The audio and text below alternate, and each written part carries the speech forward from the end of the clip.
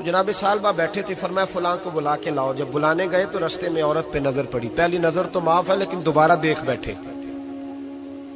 دوبارہ نظر پڑی تو پریشان ہو گئے۔ خیال آیا میں نے تو خیانت کیا اپنے نبی پاک سے، حضور نے تو منع کیا یہ کام کرنے سے۔ اب واپس حضور کے پاس نہیں آئے، جنگل میں چلے گئے۔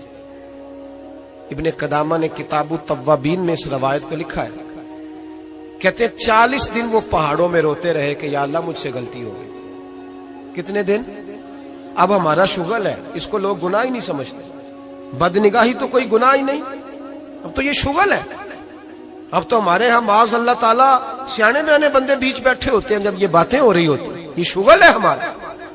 اب تو ابا کے سامنے بچہ وال پیپر گندی تصویر کا لگایا ہوتا ہے، پر وہ کہتا ہے عمر ہے نا جی، عمر ہے نا جی، مجھے پتہ ہی نہیں ہے کتنا گند کر رہا ہے، یہ تباہ ہو جائے گا روحانی طور پر۔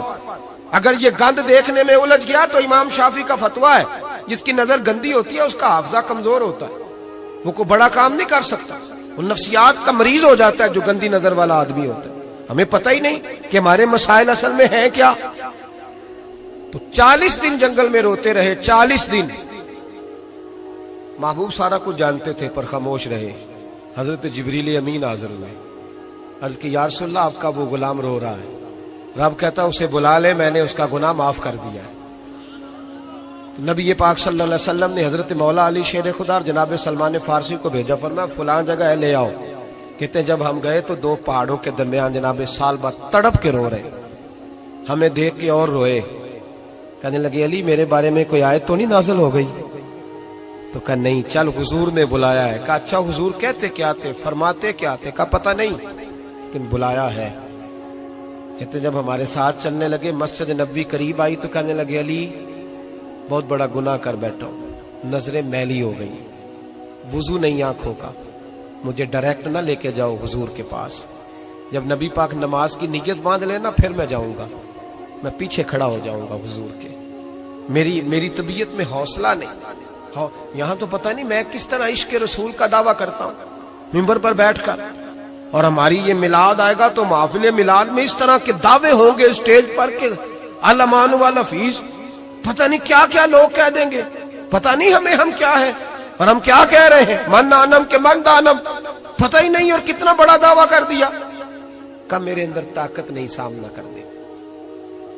مولا علی فرماتے ہیں جب حضور نے مغرب کی نماز کی نیت باندھی تو انہوں نے بھی پیچھے نیت باندھ لی۔ اتفاق کی بات یہ کہ حضور نے پہلی رکعت میں سورہ انفطار پڑھنی شروع کر دی، اذا السماء انفطرت واذا الکواکب انتصرت واذا البحار فجرت۔ کہتے ہیں جب محبوبی سائد پہ پہنچے نا کہ یا ایھا الانسان ما غرک بربک الکریم، اے انسان تجھے کس چیز نے دھوکے میں ڈال دیا، حالانکہ تیرا رب تو بڑا ہی کرم کرنے والا ہے، تو کس طرح کسی اور کے دھوکے میں، بربک الکریم، اور ضمیر واحد ہے، میں تفسیر پہ نہیں جاتا، کہا تیرا اپنا رب، بربک تیرا اپنا رب، تیرا رب تو بڑا کریم ہے، تو پھر بھی کہیں اور چلا گیا۔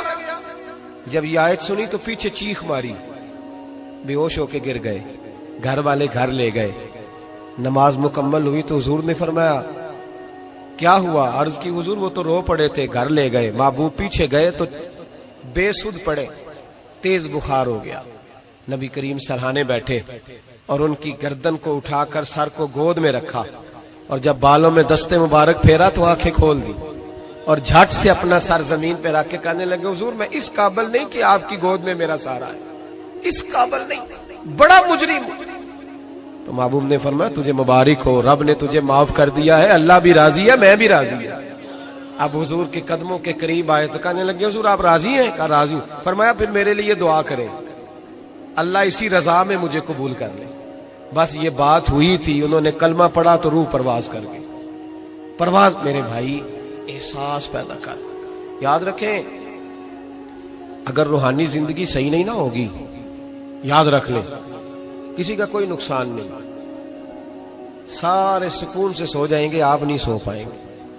اگر آپ کے ضمیر پہ بوجھ رہیں گے نا تو سارے لوگ رمضان میں 4 قرآن پاک ختم کریں گے، آپ 10 پارے بھی نہیں پڑھ پائیں گے۔ اگر آپ اپنے آپ کو صحیح نہیں کریں گے، روحانی زندگی بحال نہیں ہوگی، تو یاد رکھنا بڑا اپنا آپ سارا کچھ سجا کے ظاہراً بڑے پرہیزگار بن کے بھی اپنے ضمیر کی عدالت میں فیصلہ اپنے حق میں نہیں کرا پائے. تجوریوں سے مال بھرا ہوا ہوگا لیکن گھر میں سکون نام کی چیز ڈھونڈنے سے نہیں ملے گی. اس لیے کہ الا بذکر اللہ تطمئن القلوب، اللہ کی ذات سے جڑ جانے سے دل کو سکون ہوتا ہے.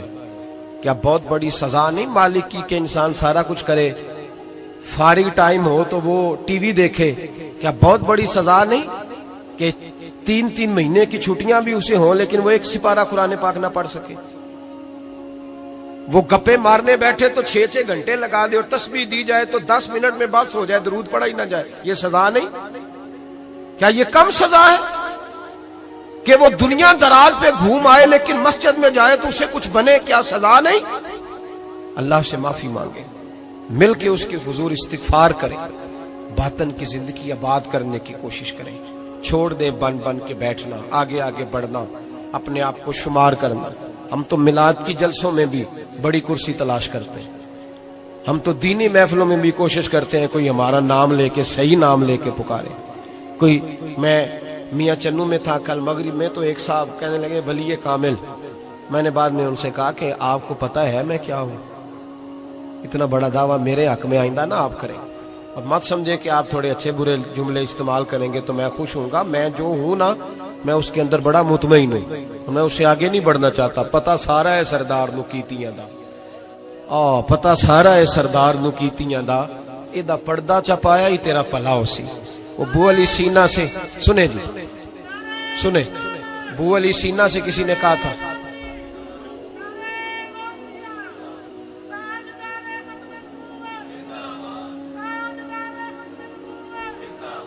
اب ان کی اس بات پر اور اس عمل پر ایک شعر سن لے میاں محمد بخش صاحب کا. میاں صاحب کہا کرتے تھے جتن جتن ہر کوئی کھیڑے تو ہارن کھیڑ فقیرہ. جتن جتن، یہ تو ساری دنیا کرتی ہے نا کہ میں جیتنے جا رہا ہوں. کہتے ہیں جتن جتن ہر کوئی کھیڑے، جتن جتن ہر کوئی کھیڑے تو ہارن کھیڑ فقیرہ. جتن دا مل کوڈی پیندا ہی ہارن دا مل ہیرا. جتن دا مل کوڈی. بو علی سینا سے کسی نے کہا کہ کیا محسوس کرتے ہو آج کل کچھ حالات بہتر ہے؟ تو بو علی سینا چونکہ حضرت ابو الحسن خرقانی کے مرید تھے، ہاں سائنسدان ہونے کے ساتھ ساتھ صوفی تھے، درویش تھے، تو بو علی سینا کہنے لگے کیا کہتے ہو، حالات کس طرح کے؟ کہنے لگے مجھے اپنے گناہوں کا پتہ ہے، اتنے بڑے گناہوں کے باوجود میری پردہ دھری نہیں ہو رہی، یہ تھوڑا انعام ہے اللہ تعالیٰ کا، اور اسی زمین پر اس کی نافرمانی کرتا ہوں، اس نے رہنے کے لیے جگہ دی ہوئی ہے، تھوڑا احسان ہے اس کا. میں صبح سے شام تک کتنی نافرمانیاں کرتا ہوں پھر بھی پیٹ بھر کے روٹی دیتا ہے، یہ تھوڑا احسان ہے. تو کہہ رہے آگے بڑھا ہے کہ نہیں؟ یہ بڑی بات ہے کہ اس نے زمین پہ رکھا.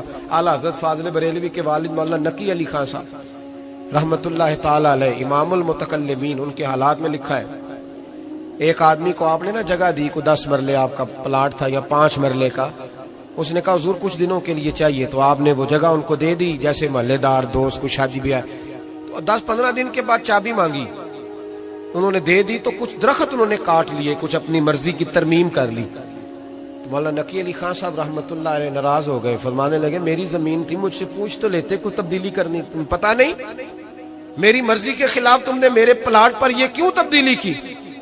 یہ اس آدمی کو کہہ کے نا تو 2 منٹ گزرے تو چیخ مار کے رو پڑے. کہنے لگا حضور کیا ہوا؟ فرمانے لگے سوچتا ہوں میری 10 مرلے کی زمین پر میں نے تمہیں اپنی مرضی نہیں کرنے دی، اور میں روز اللہ کی زمین پر اپنی مرضی کرتا ہوں، روز رب کی. یہ خیال آ گیا، فرمانے لگے جاؤ بھائی جاؤ، مجھ سے غلطی ہو گئی، جاؤ. یہ سوچ جب پیدا ہوتی ہے پھر بندہ روز نکھرتا ہے، پھر روز وہ غسل کرتا ہے باطن کا، پھر روز ہر جگہ سے اسے نیا سے نیا سبق ملتا ہے. بڑا بندہ وہ نہیں ہوتا جو 20-30 کاریں لے کے چلتا ہے، بڑا وہ ہوتا ہے جو کسی اور کو بڑا سمجھتا ہے. جو اپنے آپ کو چھوٹا سمجھتا ہے، میرے نبی پاک فرماتے ہیں اللہ اسے بڑائیاں عطا فرما دے. ترمذی میں حدیث ہے. آج کا سبق، آج کا پیغام یہ ہے کہ تزکیے کی کوشش کریں. وَإِنَّكَ لَعَلَىٰ خُلُقٍ عَظِيمٍ. خلق عظیم جو اللہ نے ہمارے نبی کو دیے اور حضور نے ہمیں عطا فرمائے، محبوب کے صدقے اس طرف جائیں. کردار میں اعلیٰ پن پیدا کر. الذی خلق الموت والحیات لیبلوکم ایکم احسن عملا. اللہ فرماتے ہیں کہ میں نے موت اور حیات اس لیے پیدا کی ہے کہ تمہارے عمل کی کوالٹی چیک کی جائے. انڈسٹری میں جب مال بنتا ہے نا تو اس کی کوالٹی چیک کی جاتی ہے، یہ عام ہے، یہ خام ہے، یہ وی آئی پی ہے، یہ وی آئی پی ہے۔ فرمایا الذی خلق الموت والحیات لیبلوکم ایکم احسن عملا، موت اور حیات کوالٹی دیکھنے کے لیے پیدا کی ہے کہ تم میں احسن عمل کون کرتا ہے، اچھا عمل دیکھیں کس کا ہے۔ باقی اپنے آپ کو بنانے سنوارنے سے تھوڑا تھوڑا بچیں، ایک قدم تھوڑا پیچھے ہٹیں اپنی ذات کے لیے، تو انشاءاللہ روحانیت کے لیے 11 قدم آپ کے آگے جائیں گے۔ دعا کرتا ہوں جو کچھ میں نے کہا اللہ اسے قبول فرمائے، اور جہاں ہم بھول گئے مالک ہم سے درگزر فرمائے، آمین۔ ہمیشہ مدحت خیر الانام میں گزرے، دعا ہے یہ عمر درود و سلام میں گزرے۔ آخر